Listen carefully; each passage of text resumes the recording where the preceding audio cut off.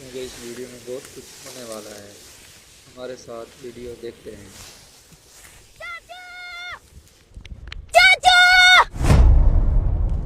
लगता था दिलावर पे।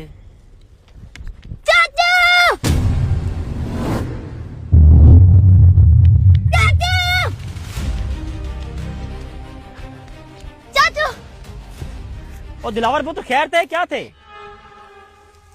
चाचू? क्योंकि इस वीडियो फिर में मैं बहुत डाडे पे कुछ स्टार होने बन वाला गया। है। न हल्ले हमारे न साथ चुल्ले वीडियो न की देखते गाल हैं। न बात, पता नहीं क्या थी ये।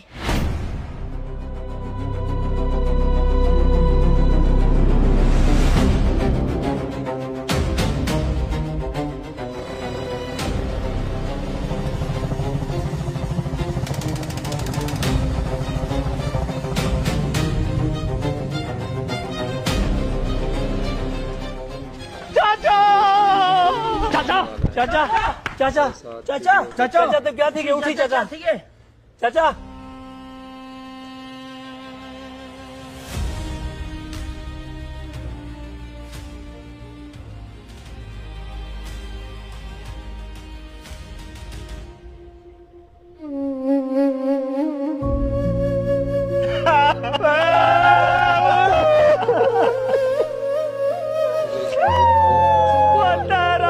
कुछ कह नहीं रह गया। हाँ, कल रात की गल है चाचा तो मैं कट्टे गोश्त नाल रोटी खाते बैठे से चाचा के पुत्र पटवारी को सड्डा पैर हलाए करते नाती गया। कल तो दी गल है चाचे का दिमाग हिलण गया। चाचा आगे अड्डे वाले दुकाना पुत्र ते जैन क्योंकि इस चाचा वीडियो में बहुत कुछ होने वाला है। ਹੁਣ ਮੈਂ ਨਵੀਂ ਗੱਡੀ ਤੇ ਕੇ ਝੂਟੇ ਕਵੇ ਤਾਂ ਵਾ ਕੋਈ ਸ਼ਰਮ ਨਹੀਂ ਆਉਂਦੀ ਪਈ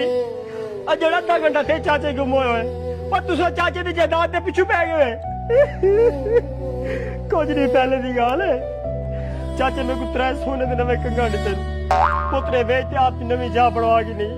ਮੈਂ ਉਹ ਮਾਨਾ ਤੇ ਤੌਰ ਦੇ ਚਾਚੇ ਕੋਲ ਸੰਦੂਕ ਰਖਵਾ ਦਿੱਤਿਆ ਸ਼ਾਬਾਸ਼ ਸ਼ਾਬਾਸ਼ वीडियो में बहुत कुछ होने वाला है। तुसा सारे आधा आधा हिस्सा बना गिनो क्योंकि मैं तो चाचे का कुछ लगता ही कह नहीं शुरू तो घिन के हुण तक सब तो ज्यादा चाचे की खिदमत मैं की थी ते जायदाद तुसा बना वजो मैं चाचे का खटना ना झल गिनसा पर चाचा तेरे भतीजे मेरे को कुछ नहीं डाला बंधाल हा हा हा हा हा क्योंकि इस वीडियो में बहुत कुछ होने वाला है। 18 मिनट तक अपनी हमारे सांस रोक साथ सकता हूँ वीडियो देखते हैं। ए ना मुरादो मैं मरिया क्या नहीं तू तो सारे को मार के मरसा ये सारा ड्रामा मैं तो कदमावर वास्ते किता ही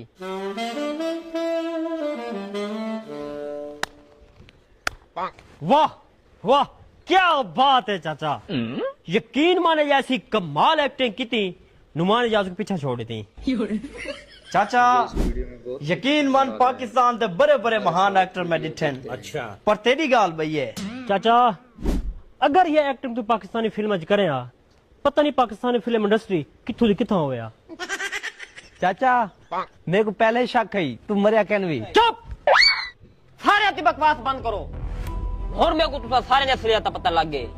अजी आज पटवारी को छाड़ दे मैं आपकी सारी जायदाद यतीम बाला दे मस्जिद नाल लेना क्योंकि इस वीडियो में बहुत कुछ होने वाला है। दौलत ते भुखे हमारे साथ सारा नी चाचा चाचा करने ला थक दियां ना मुरादा हुन क्यों रोंदा पई चाचा मसला ये नहीं कि तेरे को सारी असलियत पता लग गए मसला ये है कि मैं तेरी फौत की इतला अपने सारे रिश्तेदारों को दे चुके हैं हुन तो अपने अपने घरों निकल पे हुसैन यारो पता नहीं होरो शोदे कितू सफर किती आंदे हुसैन चाचा कुछ होने वाला है। हुन तेरी ते साडी हमारे साथ आपा दुहां दी इज्जत तेरे हाथ च ना मुरादो तुसा की असने गानी करने खरे वे मेरे को कई गाल दी समझ के नहीं पियांदी भाई चाचा एडा भोला ना बड़ तू हुन फिटर कहने पिंदा हुन ते को हकीकत च मानना पोसी